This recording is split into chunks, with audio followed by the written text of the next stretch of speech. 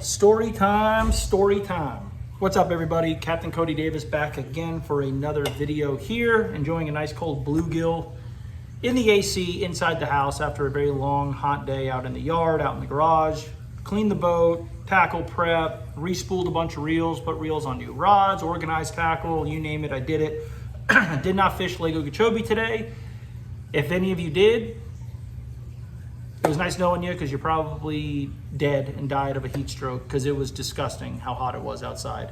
No different than any other day. Any of you that live down here or have chartered me in the past month know how hot it's been. It's crazy hot. It is not comfortable. But with that being said, the bite has been good first thing in the morning.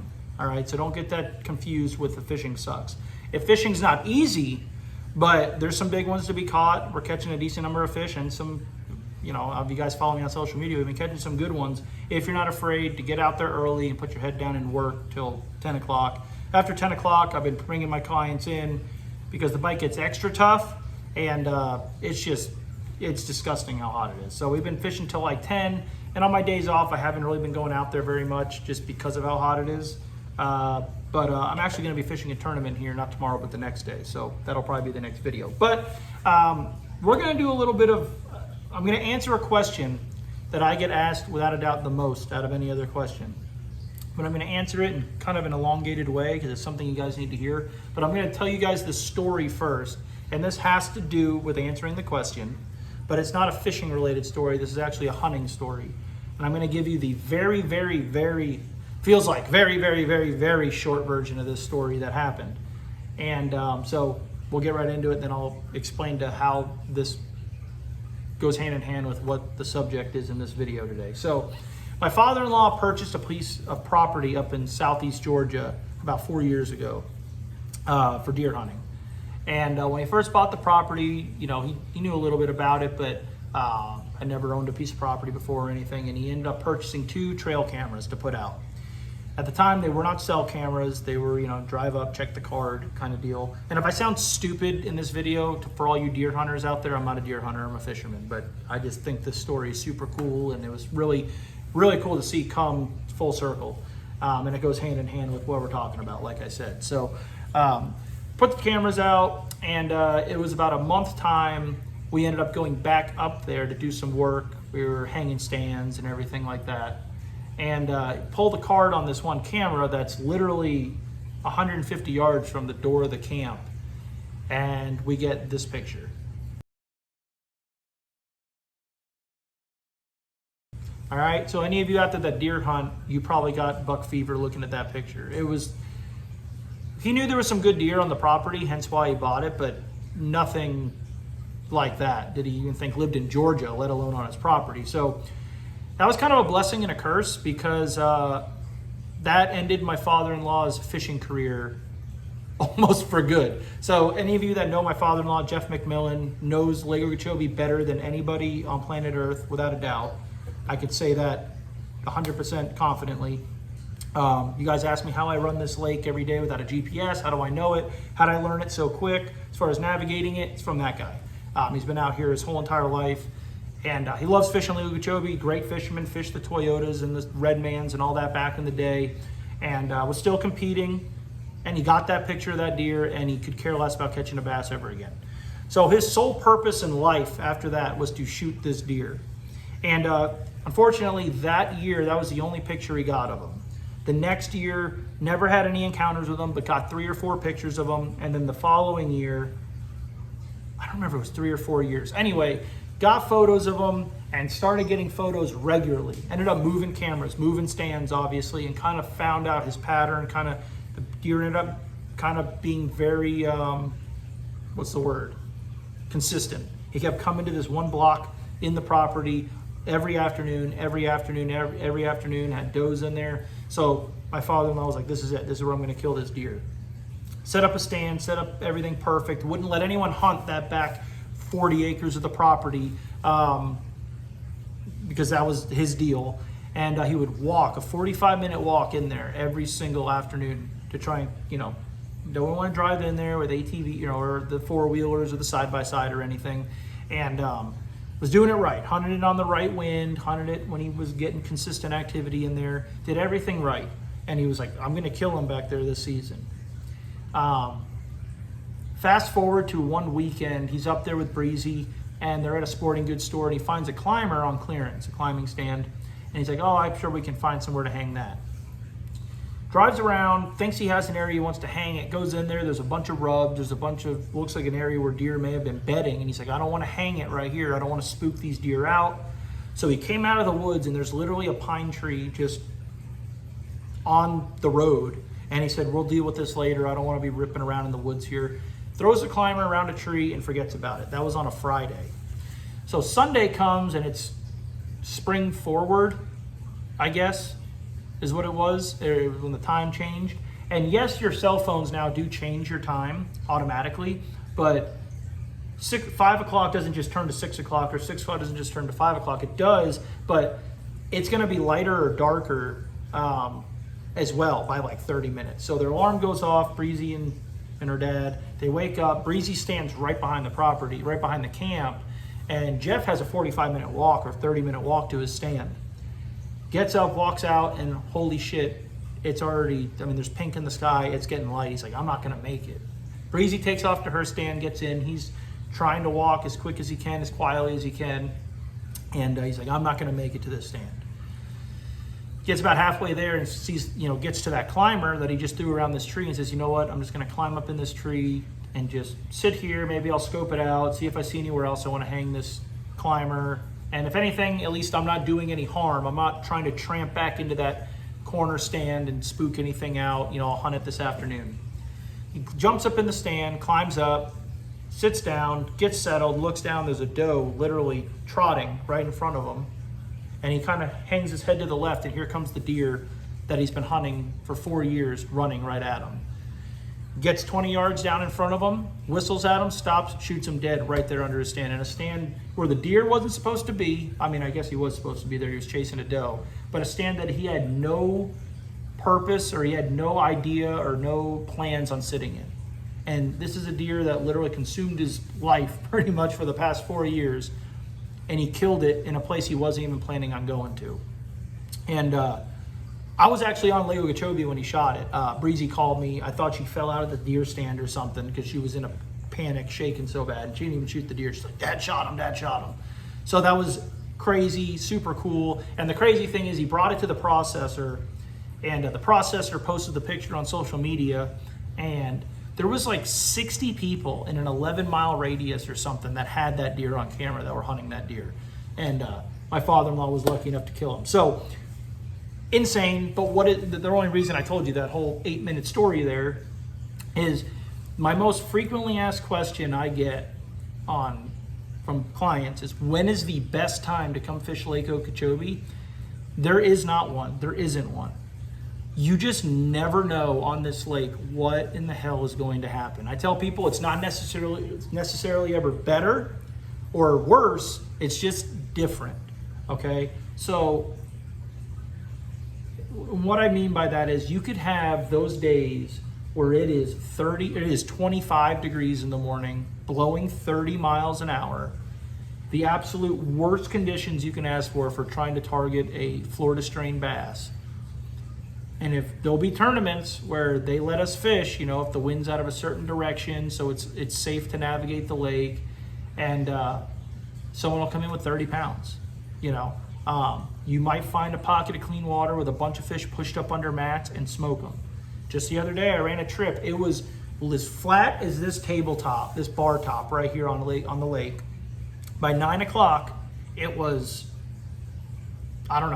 95 degrees. The bugs, it was during a full moon, which is obviously always tough, the night of the full moon, which not only made the fishing tough, but made the bugs, the chizzywinks, and the mayflies hatch. So we were fishing in this.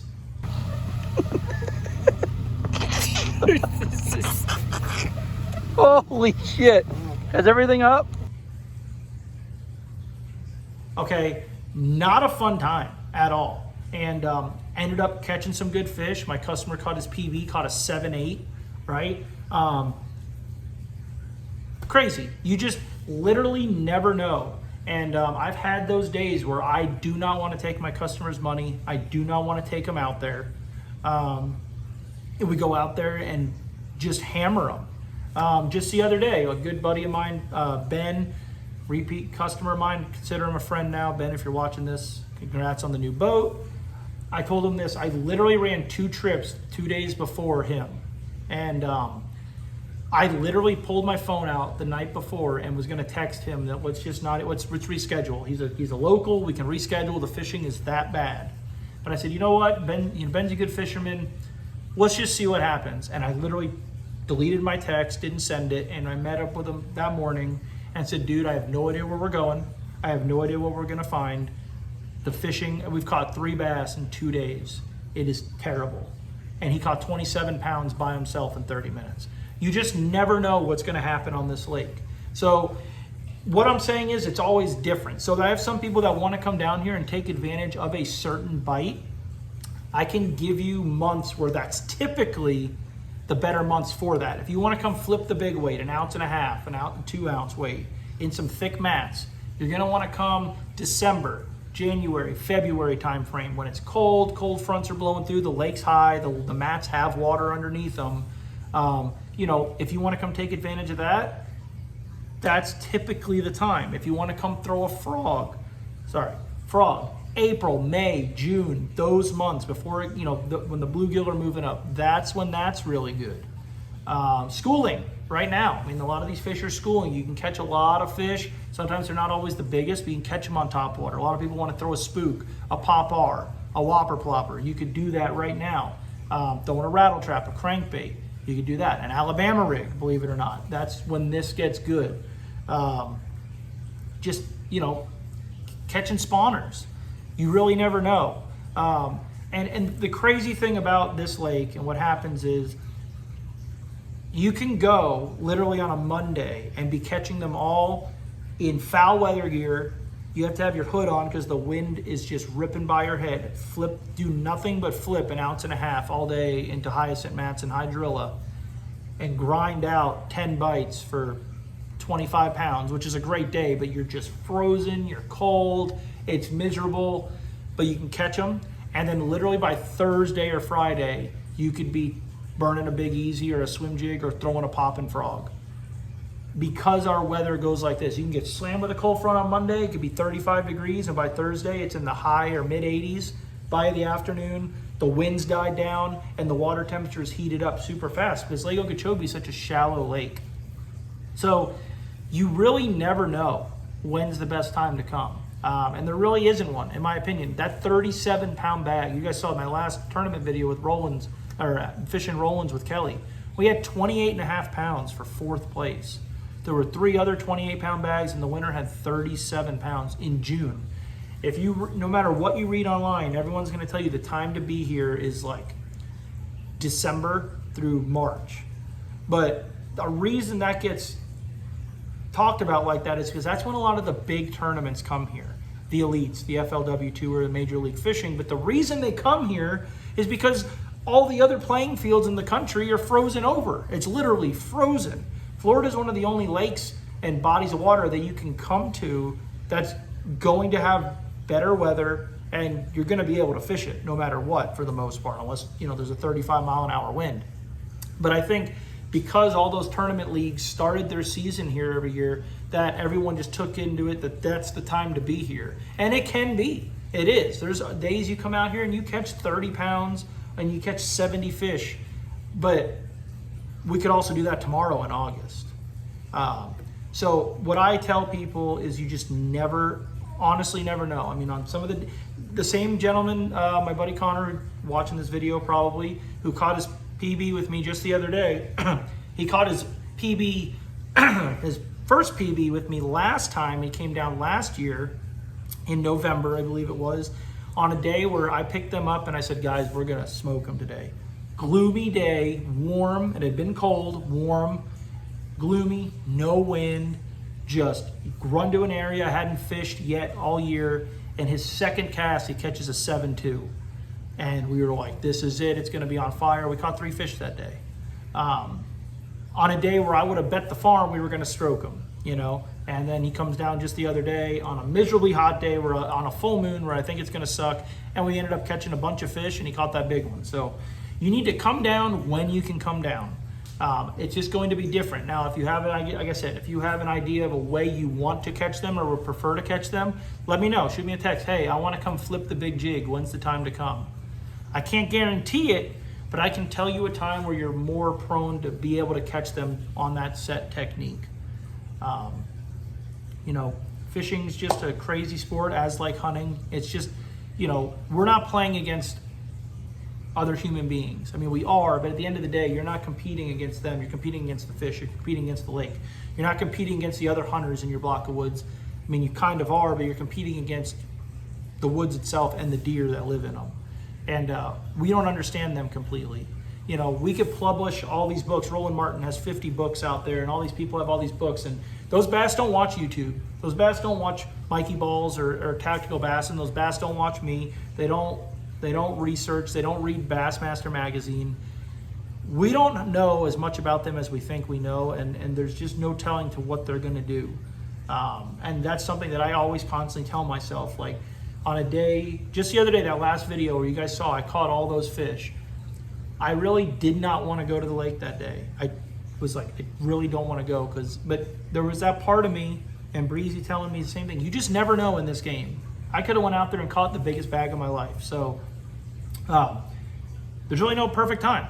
Lake Okeechobee is one of those areas that you can catch them 365, and that's why I love it, and that's why we're so blessed to fish on it. So that's just kind of something to keep into perspective when looking to book a trip. Come down when you can come down. If this is on your bucket list, make it happen. But with that being said, the more comfortable months to fish are in front of us here. So we're going to be getting ready to get into that. So if you're looking to book a trip, give me a call. Shoot me a text message like most of you are, which is the easiest way for me. That way I have it in writing. If I'm not in front of my book, I can pin that text, get home and put you in the book. I don't forget and mix up dates and stuff. 954-871-9976. Let me know. And like I said, we're going to be fishing a small tournament in 2 days, so hopefully me and Breezy make another video for you. It's going to be me and Breezy's first time fishing together in literally over a year. So just excited to get out on the water and chug a bunch of water and sweat to death and be miserable with her, but we're going to be fishing, having fun, and maybe we'll catch a big bag. So that's all I got. Might have some more saltwater stuff coming for you soon too before we get heavy into the bass season. And I appreciate each and every one of you watching. If you guys have any questions, follow me on social media or just shoot me a text message or give me a call. I'm more than happy to help any of you out. So I'll see you guys on the next one.